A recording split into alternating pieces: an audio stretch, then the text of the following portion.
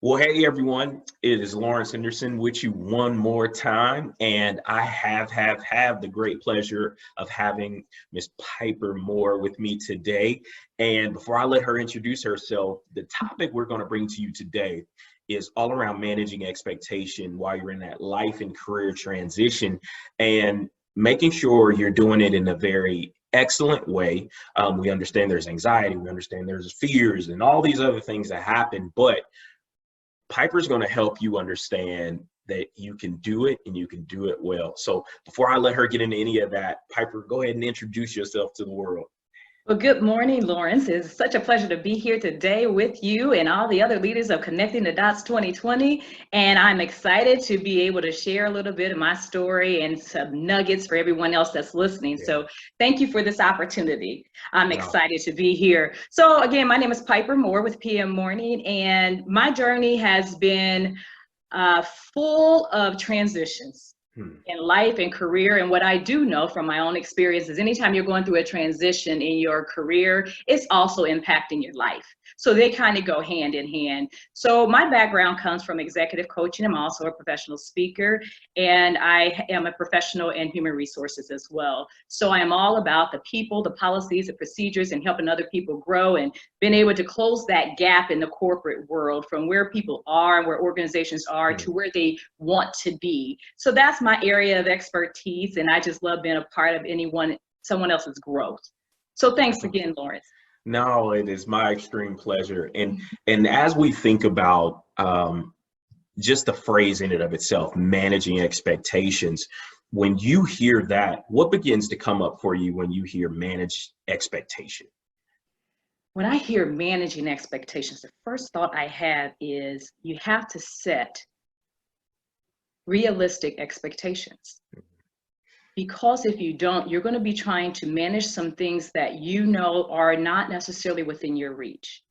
It may be areas that you don't have the control to, you don't have the wherewithal to actually be able to control, or some things are just outside of your control.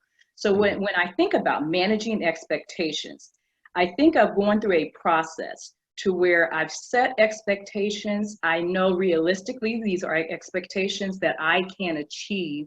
And I have to be able to manage the process in going through those expectations to achieve my goal. So being able to manage those means being realistic with yourself of what those expectations are and what it's going to take in order for you to manage those in a way that's going to help you to achieve the end results. So that's what that means to me. Okay. And I always love when leaders like yourself throw little breadcrumbs into where I'm going to go next. And you brought up a word that I think in just managing expectation in of itself. Tell me more about how you manage that need to control outcomes. Oh, for me, I've had to bump my head a few times to realize, okay, you know what? You can't control that right there. And I think this is where it comes down to, I have an amazing network, and that network is always growing. We have different people in our network for different purposes. And what I'm grateful for is that I did not set out to build the network that I currently have. It was a matter of it happening organically and through other relationships that I have. But I learned to tap into that network. So for me, when I realized I was trying to do some things that were not in my wheelhouse to do, I would step back. I believe in taking a day away from the situation and really assessing where I am, where I'm trying to go, and how much control I have. And with that, I usually will take some time to reach into my network and have a conversation with someone that can be my sounding board, and someone that I know I can trust what they're going to say to me, and they're going to be open and honest. They're not going to sugarcoat something to make me feel good. Because I'm in a journey here, and I need to be able to get that no holds barred conversation, feedback. If I'm doing something wrong, they're going to tell me I'm doing that wrong and help me to look through different lenses to get me back on track to where I need to be. So the network is powerful. Yeah, no, and I love the fact that you actually set an intention around getting with people that, let's be honest, people you trust. Yes. Right? You're not going out there and just sending out a Facebook post and saying, hey, anybody out there can give me feedback. This is what I'm dealing with. But Yeah. it's a group of people. And again, I love it that people you trust, but people you have given permission to tell you the truth. And I think that is key in and of itself, because again, I always fancied myself somebody who loved feedback. And the first time I got a 360 feedback assessment, I thought I was giving it to 3 of my direct reports, that I gave them good evals, so they're going to give me good feedback. And it couldn't have been further from the truth. And I tell you, but it was necessary. Yes. And I didn't know how necessary, but I always caution people in those moments. I've seen people that take 360 feedback and say, yep, I'm open. Yeah, I'm open. But they get it, and then they turn in and they go into a shell. And so that is super important for those of you listening, that you find people that you actually can trust, and then please and listen to them with an understanding that they're not trying to harm you with that feedback. And that is super important in helping you manage that expectation. But Piper, you said something about what you do and who you do it for. As an executive coach, what are some things that come up from your executive leaders and those executive clients around managing expectations? Oh, that's powerful. What I've experienced is that expectations have not been clearly defined. So sometimes at the executive level, they are trying to manage a team or an individual based on what they perceive to have communicated as their expectation. However, what was received from the individual as being their expectations is totally different. So you're managing something that you believe you should be getting the end result for, but yet the person is actually striving to give you a different result because you have not effectively communicated your expectations. And that just creates the barriers, and that's that gap that's there when they're operating at one end of the spectrum, but you're expecting something on the opposite end of that. So when you have effective communication, that then brings the two together to where you start to close the gap, because now the expectations are clearly being communicated. Whereas prior to that, you're managing something that you're not going to get that result of because they're not even seeing things through your lenses. Wow. That creates a lot of challenges. Wow. So it's not even you as a leader saying, yeah, I told them that. I told them, but what you just described was you got to even check in on which lens and filter people you're giving information to, how they're processing that information.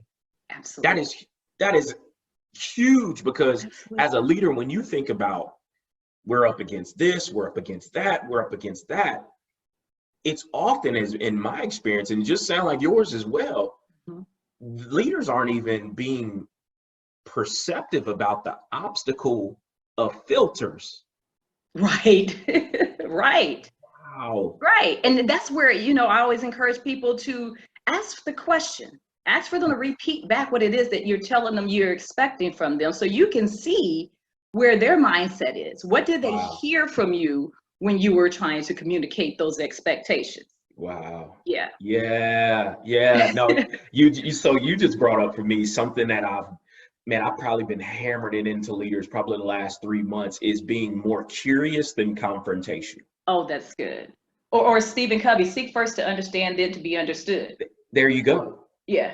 And what that means is, and for everybody out there, you got to understand, when you present yourself in a place of seek to understand, a place of curiosity, you're now beginning to turn into coach as leader, not as the authoritative, give direction only, and just, why did you do it the way that I told you to do it, when you didn't even check in. And when what you just said, Piper, is huge, that asking a simple question of just repeat back, what did you hear Right. Like, what did you hear? Like, and again, it's funny that me and you could be in the room together, and depending on how we've currently received the leader giving us information, me and you, based on where we are, can hear the same message and take different things from it. Absolutely. And it's amazing, as much data is out there, how many leaders still are stuck at, but I told them. Right. Yeah, you told them, but you didn't check in. That's right. Wow, It wow, happens wow, all wow. the time. Wow, wow. So when we think about, yeah, man, we can go down rabbit holes on that one. When you think about where you are today, Yeah. when you think back, what things have you had to do to manage your own expectations? Oh, wow. That's almost a loaded question there. It's extremely But loaded. I've had to learn quite a bit through a lot of my transitions. And I think the biggest thing that I have learned is to be flexible, because I set expectations for myself, but then you have, again, things that are beyond your control that I call detours and or obstacles. And in order for me to still meet my own expectations, I have to pause and figure out another route to take around that detour so that I stay focused on my end goal. And I've been through many transitions in life. You know, being an entrepreneur, you generally are still working for someone while you're building the business. And then you get the clientele, and then and, you know, for instance, like I say, if we're talking about career and life transition, in the situation where we are right now, and in the world that we're living in with the COVID-19, let's say that an entrepreneur was working full time for a company back in February. And they were able to build up their pipeline of clients, and they had clients all scheduled for the month of April. And then so they decided to go ahead and resign and go entrepreneur 100%. And then the pandemic happened. So now they have all these meetings set up, and their expectation is that, you know, I'm still going to go out, I'm still going to have these meetings with my clients, I'm going to bring on the new business, I'm going to keep flourishing. Well, the reality of it is that's not a realistic expectation. So it's a detour. So now you have to figure out, how do you still continue to connect with those clients and move forward so that you are flourishing, but going a different route. Nice. And Nice. that's exactly what I've had to do in every transition in my life, is still figure out, how do I change my route to still achieve my goal? I'm not one I don't believe in the words I can't. Or that anything's impossible if you really want it and you're passionate about it. You just have to figure out how. Wow. Yeah. Okay. I gotta, so that was, thank you for that. You're welcome. I need you to explain, because you went right by it really, really fast. Okay. And I don't know if they picked up on it. Explain to me the importance of pausing. Oh, the power of pause. That ain't just a speech thing. Of pause. Oh yes, I have a couple of them, Lawrence. So the power of pausing, it is, if you don't pause, you're always in this fast go, go, go, go mode. And then you don't realize when the stumbling blocks are there, because you're just running over those blocks and you're just continuing to go. But when you pause, you get to reassess, you get to realign, you clear your thoughts, you get to see through different eyes and clearer vision. Wow. In life, any time for me, when I feel my emotions are getting, in a sense, out of control, because I am human, and I will allow that maybe for 24 hours, I know that I have to pause. And if I have to pause just to go and have some conversation with God, I have to pause to meditate, I have to pause to make a phone call. I know I'm in a space where I'm not going to be effective. So pausing allows me to realign so that I am effective in my next steps. Yeah. So you have to pause. There is so much power in pausing. Yeah. Yes. Wow. And the biggest thing that I just heard you say is, what you get clear on is, what am I actually fighting for? Yes. Because you can get busy doing nothing. Yes. And this pandemic and this time we're in, you got a whole lot of people. I mean, the word hustle annoyed me anyway, Okay. but you got people saying the word hustle around everything now. And so people are in a hurry to just do anything and everything. And now what I believe has happened for everybody is everybody has been told to pause, Yes. reassess, to reevaluate. And to me, that is not just to say, am I in the right career? It could be that, but what am I doing? Why am I doing? And who and why am I doing? Like, what am I doing it for? Like, that Absolutely. is the biggest thing for me. And you said something that is huge for a lot of people that I've been on conference calls the last week and a half, particularly around this pandemic and how do small business owners, particularly in our space of learning and development, of coaching, and all the rest of those things. And people are being crippled by the thought of pausing. Mm-hmm. I don't got that luxury. I don't got that luxury. I got these bills ain't going. Well, the bill's still going to be there anyway. And my thing is, have you called your creditors? And Right. they understand. They watch the news like everybody else. Right. Have you asked for forgiveness before the bill is due?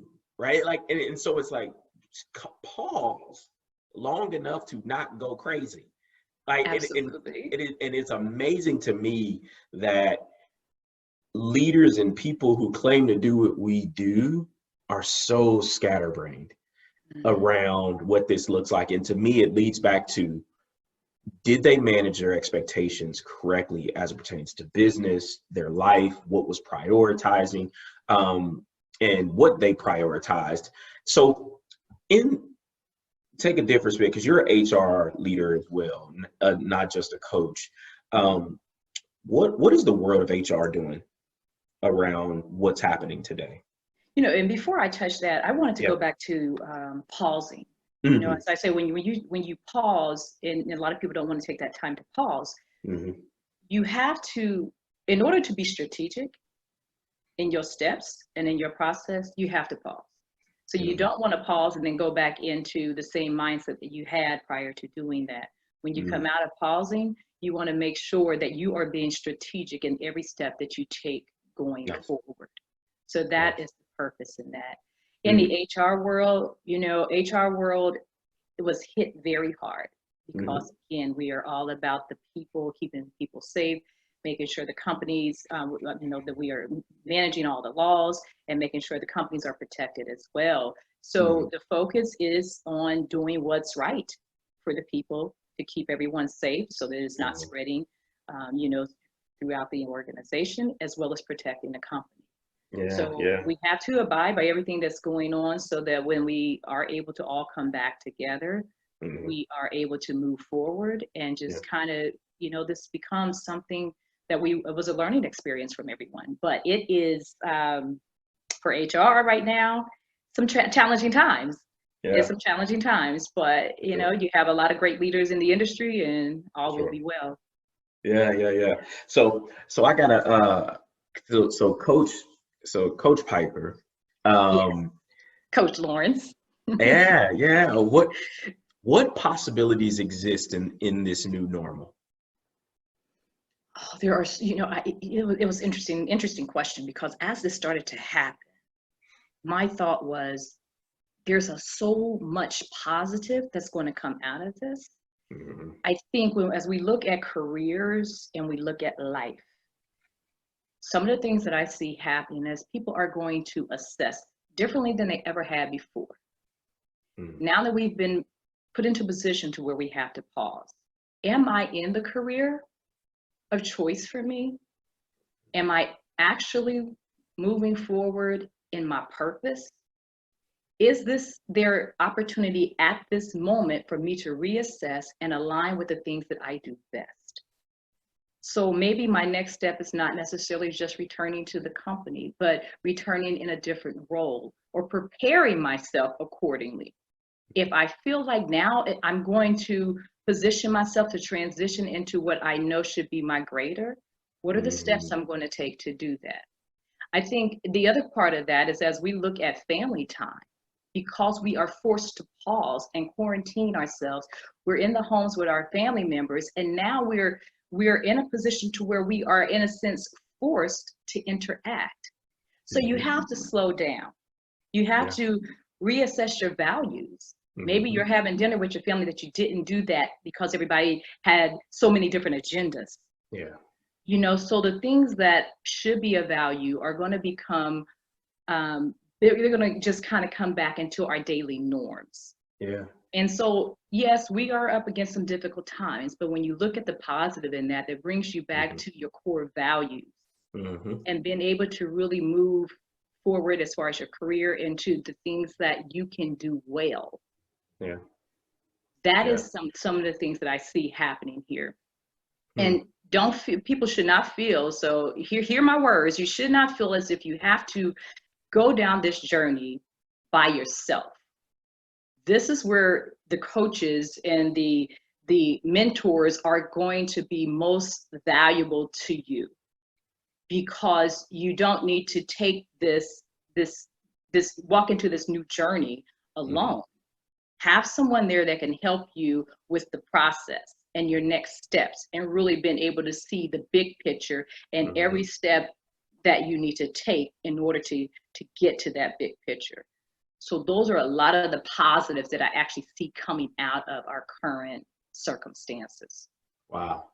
That's huge because oftentimes what I heard you say is it's people are actually going to get back to being centered Mm, on the plan, their family's plan. And and I had a buddy who he talked to me about, I asked him, I said, what do you have going on? And he listed his kids' activity schedule. And I'm like, what do you, I said, no, what are you doing with your wife? Like, how are y'all gonna check? He's like, man, we got this, we got this, we got this. Then I gotta run over to this. Well, we divide and conquer, and this one got this and this one got that. And I'm like, bro, like, I'm like, well, I don't even got kids. Like me and my wife's an educator. I'm like, I couldn't imagine. Like, but people were so absorbed with activity yes. that this time, and I think again, what's really important? Is it the development of good values, having a great launching pad? And I love the script, train up a child in the way that they should go. And what does that look like for your family, right? I don't care what you believe, but does your family have a good set of values? Do you Yes. have a good family culture?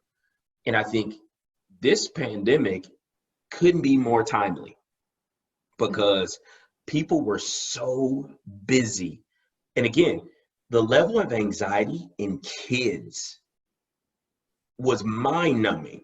That Mm, I'm a part of an organization that is in youth development and youth leadership and do these studies on like kids are on pills for anxiety in middle school, high school, mm, college, it like it's rising, and the the number of suicides in our youth is rising, and I really believe it's because they never unplug.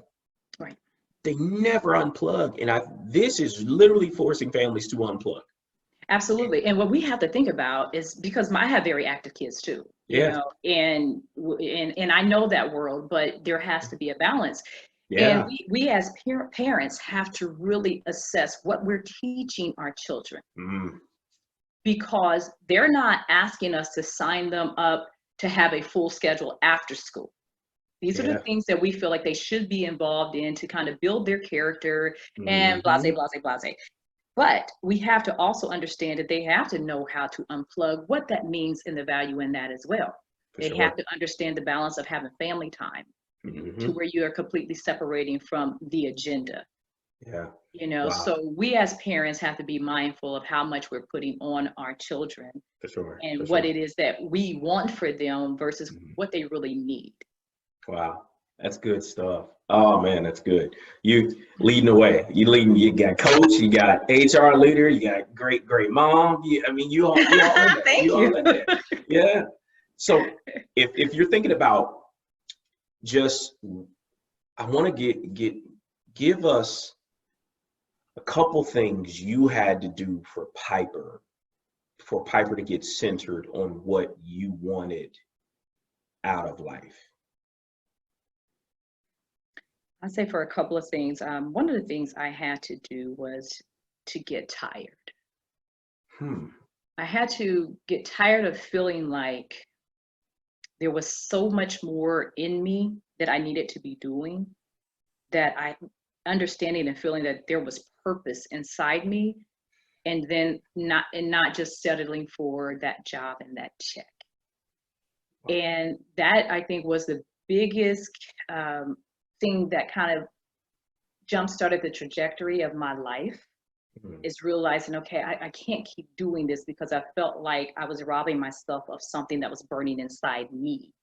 And this is why understanding your purpose and what you really are good at doing and trying to move forward in that makes such a difference. So once I was able to realize that, then I had to pause and say, so if this is what I know I need to be doing, how do I make that happen? What are the expectations I have for myself to achieve this goal? Do I really believe that I can walk in that and flourish in that and be all that I know that I am? And so once I started to cross those hurdles and started to have belief in myself, because I saw the difference I was making in the lives of others, I'm like, you know what? I do have a gift here. I can do this. So then the confidence begins to build up. And then from there, it's like there's no looking back. But understand, it is not just a straight, narrow path when you make these decisions. But at the same time, when you know what the ultimate goal is, you realize what you have to do to keep pushing forward to achieve that goal. And so with that, I've realized that having a network and being able to talk to people about what you're trying to pursue, because if no one knows, they can't help you. You know, so, and I do believe that we are all here to serve one another. For sure. You know, so with that, I learned to be able to trust my instinct when it comes to building relationships and who to have those conversations with. I don't believe that you tell everybody everything, you know, but again, being strategic even in those conversations that you have. So for me, it was really understanding that I had to do more. I had to move forward into the things that I do best. And a lot of that is developing other people, being strategic and making change happen. And once I embrace that, it's like you get to that point to where you don't feel like you're really working, you know, because you're doing what you love. That's awesome. Yeah. Golly. That's so amazing. Yeah, just some of the nuggets of not only managing your expectations, but managing the intention of why you're doing what you're doing. And when it comes from a very pure place, you lock into those strengths. And I know a lot of the way people have been trained and the way people have been brought up is to focus on your weaknesses. Your strengths are your strengths. You don't need to work on that. You don't need to work on that. Just work on the weaknesses. But what ends up happening is you end up in some rabbit hole down somewhere because you only been focusing on your weaknesses that you don't even know what your strengths are anymore. And there's this misalignment of purpose when you're off kilter, you're off focus. And one thing I'm really excited, I'm glad that you focused on what was important to you. And then again, you don't tell everybody everything. Right. And it's not that they can't handle it. It's that you know you. And if you can handle taking on not only yourself, but some of their stuff too. Because some people, I've been in my transition, when I transitioned out of Army 5 years ago, I had a hero complex.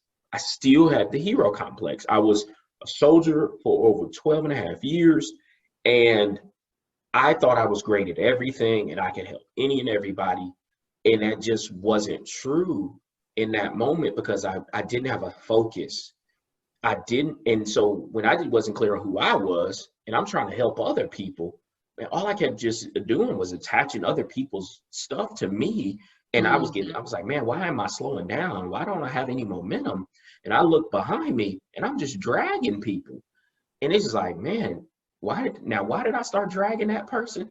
They Right. ain't even asked to be dragged, and I'm dragging them like a hero complex. And that is so key that what you said. And here's the other part that some people don't want to hear. The reason why you don't share with everybody is you may actually premature give them stuff that they weren't prepared for themselves. And I'm glad you said Yes. that. You checked in on what you were actually able to do. Then you said, do I have the skill set or do I need to go get the skill set to head in that direction? And I think a lot of people, well, I'm passionate about X. Well, do you have a skill set for X? Right. Well, it doesn't matter. I'm still passionate about it. Okay, if you were passionate about it, you'd actually put things in place to help you be good in that area. Yeah. But you just said, I love it. So no, that's a hobby. I'm sorry. It's Absolutely. a hobby, right? And so Piper, I just want to say thank you for giving me your time, giving us your gifts, giving us your talents, and letting us peek behind the curtain of what makes you you. And what is a parting words you have for our audience? Thanks, Lawrence. Parting words. I want to touch on what you were talking about as Mm, far as weaknesses. And, we as coaches, we do bring mhm, attention to the weaknesses. One of the mhm, things that I would say is never turn a blind eye to your weaknesses. mhm. Find out what it is that you need to do in order to strengthen those weaknesses so that they support the strengths that you are already aware of. And that's going to develop the whole person and make you better in everything that you're doing, best, whether it's personal or whether it's career based. So what I would say to you is as you are managing your transition, which we are all in transition at this moment, allow yourself some flexibility Mm. to be able to change the expectations where you need to change those when there is a detour necessary, but never lose sight of the end results that you are desiring. That's awesome. Thank you. With that being said, that's a wrap, folks. So thank you, Piper, again. And I'll see you all this coming week on Connecting the Dots.